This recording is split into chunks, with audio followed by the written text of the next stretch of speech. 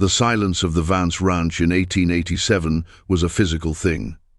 It had weight and texture, settling over the clapboard house like a second layer of dust, muffling the clink of a fork against a plate and the groan of the porch swing in the wind. For Nathaniel Vance, the silence was his father's doing, a monument built to the memory of his mother. It had been 6 months since they had laid Martha Vance to rest on the low hill overlooking the creek, and in that time, the space she had occupied with laughter and humming and the scent of baking bread had been hollowed out and filled with a quiet so profound it felt like its own kind of screaming. Nathaniel was 20, with his mother's deep-set eyes and his father's stubborn jaw. He moved through his days with a sense of grim duty, his grief a constant, heavy companion. The ranch, once a place of shared purpose, had become a sprawling expanse of chores that separated him and his father, Owen. They worked from sunup to sundown, their bodies aching in unison, yet they might as well have been on opposite sides of the continent. They were two solitary planets orbiting a dead star, their paths parallel but never touching. Owen's grief was a fortress of stone, its walls high and impenetrable. He spoke only when necessary, his words clipped and functional, concerning fence posts, water levels, or the price of feed. He never spoke her name. Nathaniel's own sorrow was a different beast, a restless, pacing thing that clawed at him in the quiet of his small room at night. He missed the easy comfort of his mother's presence, the way she could soften his father's hard edges with a touch or a word, the way she had filled their small home with a warmth that had nothing to do with the fire in the hearth. Now, the house was just a structure, cold and echoing.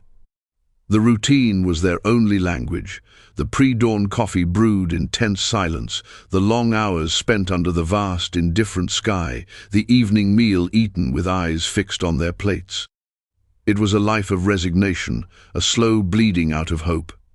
He was checking the north fence line, a lonely stretch of wire that snaked through a landscape of unforgiving rock and hardy scrub, when he first heard it. It was a sound so faint it was nearly lost to the ceaseless Wyoming wind, a thin, wavering cry that was not animal. He reined in his horse, a sturdy bay named Anchor, and listened. The wind howled, a thing grieving for itself, and for a moment he thought he had imagined it. But then it came again, weaker this time, a thread of sound nearly broken by the distance. He nudged Anchor off the familiar trail, his brow furrowed with a caution born of solitude.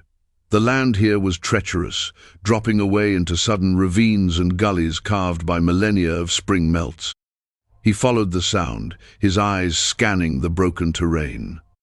It led him to the edge of a steep, shadowed cut in the earth, a place where the ground simply fell away into a clutter of sharp rocks and tangled, thorny brush. And there, at the bottom, he saw it. A horse, its coat the color of dried blood, lay on its side at an unnatural angle, its legs jutting stiffly into the air. Pinned beneath its heavy torso was a figure, a person. A cold knot tightened in Nathaniel's stomach. He dismounted, his movements swift and sure, and tethered Anchor to a stunted pine. He carefully picked his way down the treacherous slope, loose scree skittering under his boots. As he drew closer, the details sharpened into a scene of grim finality. The horse was long dead, its eyes glassy and vacant. The person trapped beneath it was a woman, her face turned away from him, her dark hair fanned out against the dirt. A length of her buckskin dress was torn, and one arm was flung out, the fingers curled loosely in the dust. He saw no movement. He feared he was too late. "Ma'am," he called out, his voice rough from disuse. A slight tremor ran through her body. A low moan escaped her lips. She was alive. He reached the bottom of the ravine and knelt beside her. He could see now that she was native, her features finely drawn and smeared with dirt, her skin the warm color of fired clay. Her eyes were closed, her breathing shallow and ragged. He gently touched her free shoulder. "Ma'am, can you hear me?" Her eyelids fluttered open. They were dark, clouded with pain and exhaustion, but for a moment they held a spark of fierce, wary intelligence.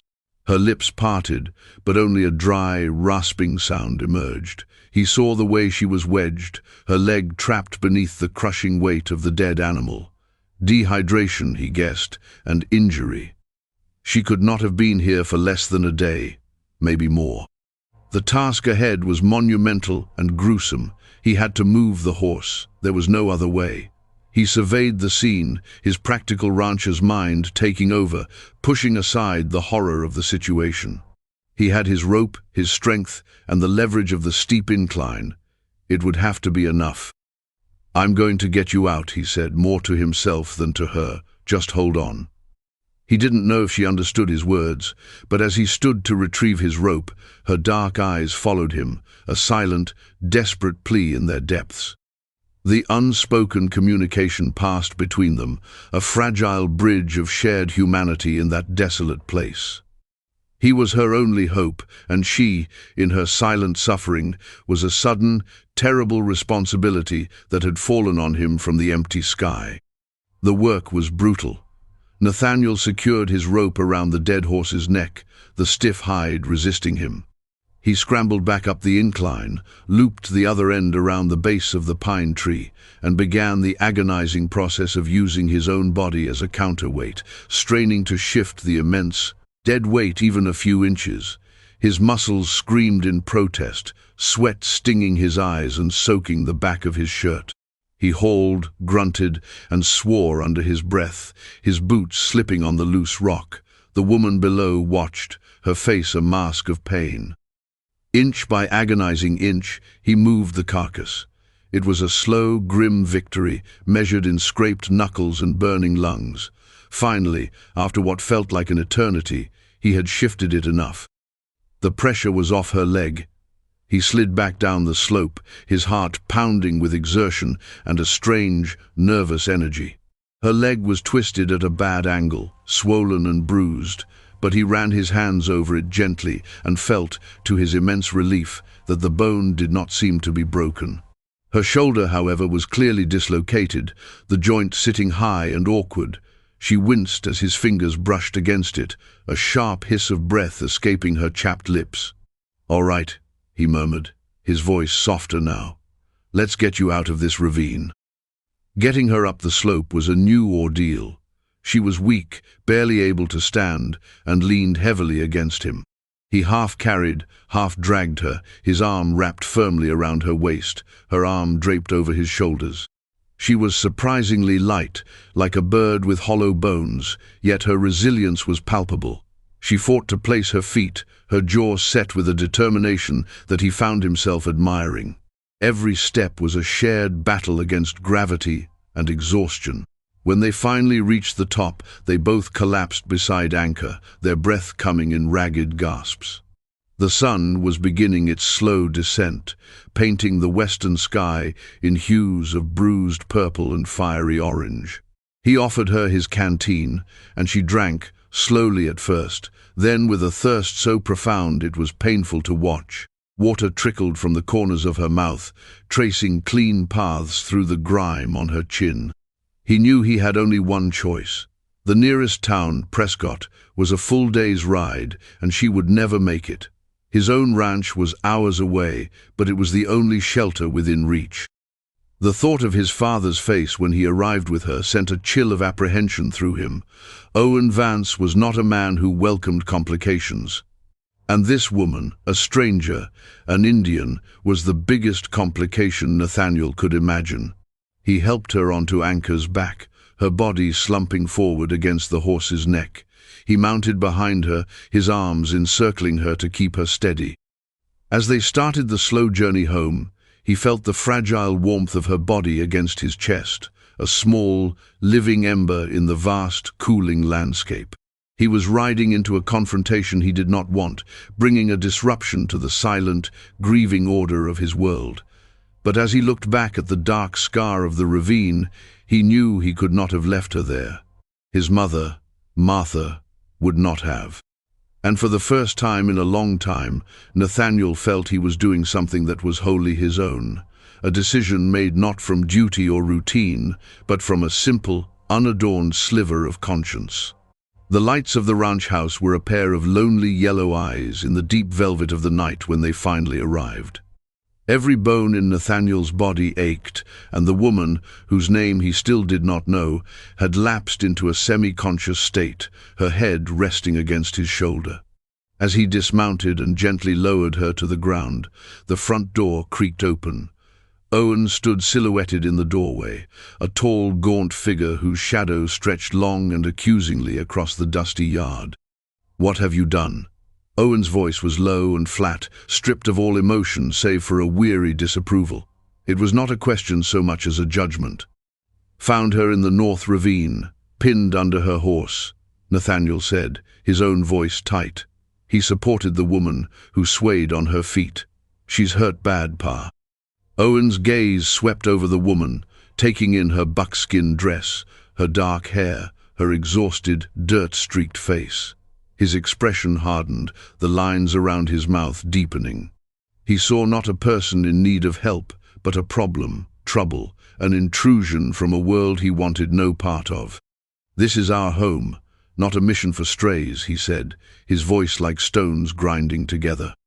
"She would have died," Nathaniel countered, a raw edge of defiance in his tone he had not used with his father in years.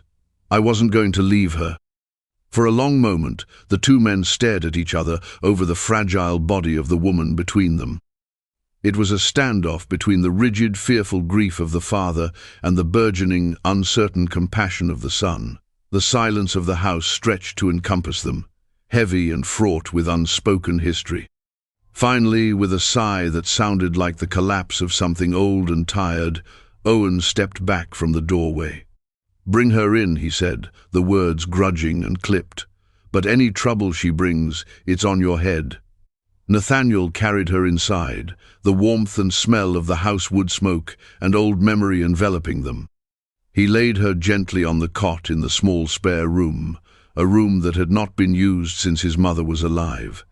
As he lit a lamp, the soft light fell across her face, and her eyes opened again. They were filled with pain, but also with a quiet, guarded dignity. "Winona," she whispered, her voice a dry rustle of leaves. It was the first word she had spoken to him. "Nathaniel," he replied, the name feeling strange on his own tongue.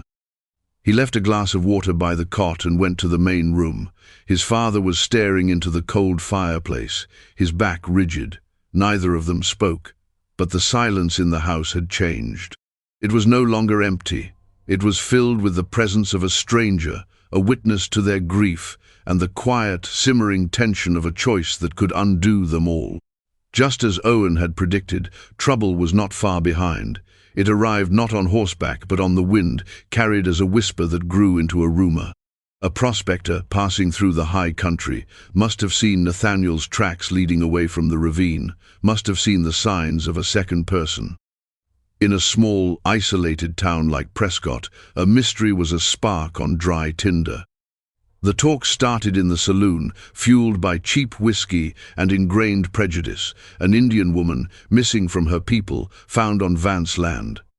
Speculation festered, turning her from a victim into a threat. Was she a scout for a raiding party? A thief? The very presence of an outsider, especially a native one, unsettled the fragile peace of the frontier community. Meanwhile, on the ranch, a tentative rhythm established itself. Winona's recovery was slow. Her leg was badly sprained, and she had a fever that came and went, leaving her weak and slick with sweat. Nathaniel became her reluctant nurse. He learned to reset her dislocated shoulder with a grim, practiced efficiency that shocked him, following her gasped instructions in a mixture of Lakota and broken English. He brought her broth, which she drank with quiet gratitude, and changed the cool cloths on her forehead. He did this all under the heavy, disapproving gaze of his father. Owen circled the situation like a wary wolf. He never spoke to Winona directly, referring to her only as the woman. Yet Nathaniel saw him watching. He saw him notice the way she kept her small space immaculately tidy despite her injuries, the way she mended the tear in her dress with thread she had painstakingly pulled from a discarded burlap sack, her stitches small and perfect. One afternoon, Nathaniel came into the main room to find his father standing by the open door of the spare room, just looking. Winona was asleep, her face peaceful in the afternoon light. Owen's expression was unreadable, a complicated mask of suspicion and something else, something deeper that Nathaniel couldn't name. As Winona grew stronger, the silence between her and Nathaniel began to fill with small, hesitant sounds. She taught him the Lakota word for water, Nyand. He taught her the name for the bread. He clumsily baked a task his mother had always performed with such effortless grace. He found that her English was better than she had initially let on, her early reticence born of caution, not inability. She told him, in spare, carefully chosen words, that she had been separated from her family during a sudden rockslide while traveling through the mountains. She did not speak of where they were going or from where they had come. Her past remained a closed book, and he did not press. He understood the need for guarded secrets. He had plenty of his own. One evening, a fierce autumn storm blew in, imprisoning them in the house. The wind shrieked around the eaves like a lost soul, and rain lashed against the windows. The fire in the hearth crackled, a lone bastion of warmth against the tempest outside. Owen sat in his chair, sharpening a knife with rhythmic, grating strokes. Nathaniel was reading, and Winona was polishing a tarnished silver locket she wore around her neck. "My mother," she said softly, holding it out for him to see. "8. She pointed at the locket, then tapped her chest. "My 8 gave it to her. Father." Nathaniel looked at the small, oval object. It was worn smooth with time and touch. He thought of his own mother's wedding band, which now sat in a small wooden box on his father's nightstand, untouched. "She was a good woman," Nathaniel found himself saying, the words coming out before he could stop them. "My mother, she liked storms." Across the room, the sound of the whetstone paused. Owen's head was bent, his face in shadow, but Nathaniel knew he was listening. Winona nodded slowly, her dark eyes filled with a profound understanding that transcended language. "A strong heart," she said, not as a question, but as a statement. She had seen the ghost of Martha Vance in the way the house was kept, in the carefully tended geraniums still blooming on the windowsill, in the son who could not speak of his mother without his voice cracking. In that moment, the space between them shrank. They were no longer just a rescuer and a victim, but two people who understood the shape of loss. The storm passed, but it had shifted something inside the house. The quiet was less tense, more contemplative, but the world outside had not forgotten them. The trouble, when it finally arrived in person, had a name: McBride. He was a local cattleman with a florid face and an oversized sense of his own importance, a man who saw the world in simple terms of property, power, and prejudice. He rode up to the Vance ranch one afternoon with the town sheriff, a man named Hale, whose authority seemed to be on loan from McBride himself. Owen and Nathaniel met them on the porch. Nathaniel's heart began a low, steady drumming against his ribs. "Vance," McBride said, not bothering with pleasantries. He remained on his horse, looking down at them. "Heard a rumor you're harboring a squaw." The slur hung in the air, ugly and sharp. Nathaniel felt a hot flash of anger. Beside him, Owen stiffened. "We have a guest," Owen said, his voice level and cold. "A woman who was injured. It's a private matter." "Not when it concerns the safety of this community," McBride retorted, his voice rising. "There's been livestock go missing over at the Sinclair place. People are nervous. An Indian woman shows up out of nowhere. It doesn't look good. We think it's best if she comes with us back to town for questioning." Sheriff Hale shifted uncomfortably in his saddle. "Just to sort things out, Owen. No trouble." Nathaniel knew what questioning meant. It meant a locked cell, intimidation, and judgment passed long before any facts were known. He saw Winona's face in his mind, a quiet dignity, her pain, the trust she had begun to place in him. "She's not going anywhere," Nathaniel said, his voice ringing with a conviction that surprised even himself. "She's still recovering. She's done nothing wrong." McBride's eyes narrowed, focusing on Nathaniel as if seeing him for the first time. He gave a short, derisive laugh. "The boy's got a soft spot, it seems. Listen, Vance, you can do this the easy way, or you can find yourself on the wrong side of your neighbors. This ain't a request." The threat was clear. Ostracism, economic pressure, maybe worse. Nathaniel looked at his father. Owen's face was a granite mask, his gaze fixed on the middle distance. For a terrible moment, Nathaniel thought he would yield. His father was a practical man, a man who believed in weathering storms by bending, not breaking. To risk everything for a stranger, it went against his very nature. "The boy is right," Owen said, his voice quiet but as solid as the foundation of the house. "The woman is under our roof, under our protection. She stays. Now, unless you have a warrant, you're on private property. I suggest you leave." A flicker of shock, then grudging respect, passed through Sheriff Hale's eyes. McBride's face flushed a deep, angry red. He looked from Owen's unyielding stance to Nathaniel's defiant one. He had expected a quick and easy resolution, an affirmation of his own power. He had not expected this united front. "This isn't over, Vance," McBride snarled, yanking on his horse's reins. "You'll regret this, both of you." He wheeled his horse around and galloped away, the sheriff following in his wake like a reluctant shadow. They left behind a silence charged with the promise of future conflict. Nathaniel let out a breath he didn't realize he had been holding. He looked at his father, a question in his eyes. Owen didn't look at him. He just stared out at the trail where the riders had disappeared. "Go check on her," he said, his voice rough. "Make sure she didn't hear." But as Nathaniel turned to go inside, he knew Winona had heard every word, and he knew that the line had been drawn. The Vance Ranch was no longer just a place of mourning, it had become a sanctuary. And its defense rested on the shoulders of a grieving father and his son who had, in the space of a single afternoon, finally found a cause to stand for together. The days that followed were thick with a tension that felt like the heavy, charged air before a lightning strike.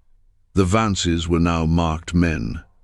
A trip into Prescott for supplies became an exercise in silent hostility. Faces turned away. Conversation ceased when Nathaniel entered the general store. The proprietor, a man who had known him since he was a boy, served him with a cold formality, his eyes refusing to meet Nathaniel's. The isolation they had cultivated in their grief was now being forced upon them by their community. They were pariahs. Back at the ranch, the unspoken alliance between the three of them solidified. Winona, now able to walk with only a slight limp, insisted on contributing. She took over the mending, her fingers nimble and sure. She showed Nathaniel how to find edible roots along the creek bed, knowledge that felt ancient and vital. She even began to tend to Martha's neglected geraniums, her gentle touch seeming to coax them back to a more vibrant life. She moved through their home with a quiet grace that did not try to fill the void Martha had left, but rather created its own unique space. One evening, Nathaniel found his father sitting on the porch, watching Winona as she scattered feed for the chickens. She moved with an economy of motion, a peaceful rhythm that seemed to calm the frantic birds. Owen was holding his wife's small gardening trowel, turning it over and over in his work-roughened hands. "Your mother," Owen said, his voice low and raspy. "She loved this time of day," said the light was honest. It was the most he had spoken of her in months. Nathaniel sat down on the steps, not wanting to break the fragile spell. "She would have liked Winona," Nathaniel said quietly. Owen did not reply. He simply continued to watch as the setting sun cast a golden glow over the yard, illuminating the woman who had brought such turmoil and, paradoxically, such a strange, burgeoning peace to their lives. He was seeing more than just an outsider now. He was seeing a woman of quiet strength and deep resilience, qualities he had loved so fiercely in his own wife. The prejudice that had armored his heart was beginning to crack.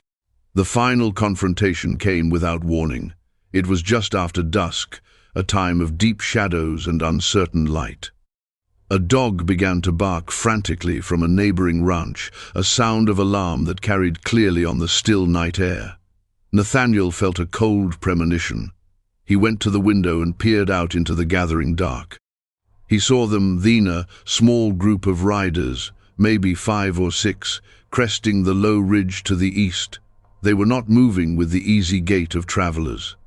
They were riding with purpose, dark shapes against a darkening sky. "Pa," he said, his voice tight. "They're coming." Owen was on his feet in an instant. He went to the mantel and took down the Winchester rifle that had hung there for years. His movements were calm and deliberate, betraying none of the turmoil Nathaniel felt churning in his own gut. He handed a smaller shotgun to Nathaniel. "Stay inside," Owen said, his voice a low command. He glanced towards the spare room where Winona had retreated at the first sound of the dogs. "Both of you." But Nathaniel shook his head. "I'm standing with you." The look that passed between them was one of complete, unspoken understanding. This was not just about protecting Winona anymore. It was about defending their home, their integrity, the very ground where their family was buried. It was about refusing to let fear and hatred dictate their lives. Owen gave a single, sharp nod. They stepped out onto the porch together as the riders entered the yard. McBride was at their head, his face flushed with whiskey and self-righteous fury. The men with him were a mix of ranch hands and town loafers, their expressions ranging from sullen to eager. They were a mob, stripped of reason and fueled by a collective, ugly certainty. "Vance," McBride bellowed, his voice slurring slightly. "We gave you a chance. We're done talking. Send out the squaw." "You're not welcome here, McBride," Owen said, his voice carrying with surprising force in the twilight. The Winchester rested easily in the crook of his arm, its long barrel glinting in the last of the light. "Turn around and ride out." "We're not leaving without her," one of the other men shouted. "This is decent, white territory." The mob grew bolder, fanning out, their intentions clear. They were going to storm the house. Nathaniel's hands were slick with sweat on the stock of his shotgun. His heart hammered against his ribs. He was terrified, but a strange clarity settled over him. He knew, with absolute certainty, that he would not let them pass. He would not let them lay a hand on the woman who had, in her quiet way, begun to stitch their broken family back together. He raised the shotgun, the metallic click of the hammer being pulled back, echoing loudly in the tense silence. "You take one more step," he warned, his voice shaking but firm, "and I swear to God I will shoot." McBride laughed, a harsh, ugly sound. "Look at the boy, playing soldier. You ain't got the nerve." He started to dismount, his eyes fixed on the front door, as if he could already see his prize. And then the door opened. But it was not Winona who stepped out. It was Owen. He moved from the relative safety of the porch and walked down the 3 steps to stand on the ground, placing himself squarely between the riders and his son. He held the Winchester at his side, not aiming it, but holding it with an air of absolute finality. He was no longer a man hiding in his grief. He was the master of this land, a patriarch defending his home. "I will say this only once," Owen said, his voice low and lethal, cutting through the bluster of the mob. "This land is my land. The woman in that house is under my protection. My son stands with me. To get to her, you will have to come through us. I buried my wife on that hill. I will not have her grave dishonored by this kind of ugliness. Not tonight, not ever." He paused, his gaze sweeping over each man, his eyes as hard and cold as winter stone. "Now, weigh the cost," he finished. "Decide if what you came for is worth what you will leave in this yard." The raw, unshakable conviction in his voice hung in the air. The men looked at Owen, then at Nathaniel, then back at Owen. They saw 2 determined men, armed and ready to die on their own land. The drunken bravado began to curdle into uncertainty. This was not the easy victory they had envisioned. They were farmers and ranch hands, not killers. The price Owen had laid out, a price paid in blood and bodies, was too high. One by one, they began to back their horses away, their gazes dropping, avoiding McBride's furious glare. The mob was dissolving, its courage evaporating into the night. McBride, seeing his support vanish, was left sputtering in impotent rage. "Cowards! You're all cowards!" he screamed at their retreating backs. He shot one last venomous look at Owen and Nathaniel. "This ain't forgotten." But his threats were hollow now. He was alone. With a final curse, he wrenched his horse around and spurred it into a gallop, fleeing the scene of his humiliation. Silence descended on the yard, thick and profound. The only sound was the chirping of crickets and the ragged sound of Nathaniel's own breathing. He slowly lowered the shotgun, his arms trembling from adrenaline. His father stood for a long moment, his back to him, before turning around. Owen walked back up the porch steps. He looked at his son, his face illuminated by the lamplight spilling from the house. The hard mask of grief and anger he had worn for so long had finally crumbled. In its place was a weary sorrow, but also a deep, abiding pride. "Your mother," Owen said, his voice thick with emotion. "She would have been proud of you tonight, son, so very proud." Tears welled in Nathaniel's eyes. He nodded, unable to speak. The dam of unspoken pain that had stood between them for 6 long months had finally broken. They were not just a father and son bound by blood and a shared name. They were comrades, survivors who had faced down the darkness together and won. The door opened behind them, and Winona stepped out. She had heard everything. Her face was etched with gratitude and a sorrow of her own for the battle they had been forced to fight on her behalf. She looked at Owen, then at Nathaniel, and gave a slow, respectful nod. No words were needed. In the crucible of that confrontation, a new family had been forged, done conventional, unexpected, and unbreakable. The silence that filled the Vance home now was not one of loss, but of quiet strength and earned peace. In the weeks and months that followed the confrontation, a new kind of quiet settled over the Vance ranch. It was not the oppressive, grief-stricken silence of before, but a peaceful, breathing stillness, filled with the small, comfortable sounds of a life being rebuilt. The town of Prescott kept its distance, a community nursing a grudge, but their hostility no longer felt like a threat. It was merely a fact, like the direction of the wind or the hardness of the winter ground. The ranch had become their entire world, an island sanctuary in a sea of judgment. The standoff in the yard had irrevocably altered the dynamic between father and son. The shared danger had acted like a fire, burning away the dross of unspoken resentment and leaving behind a purer, stronger bond.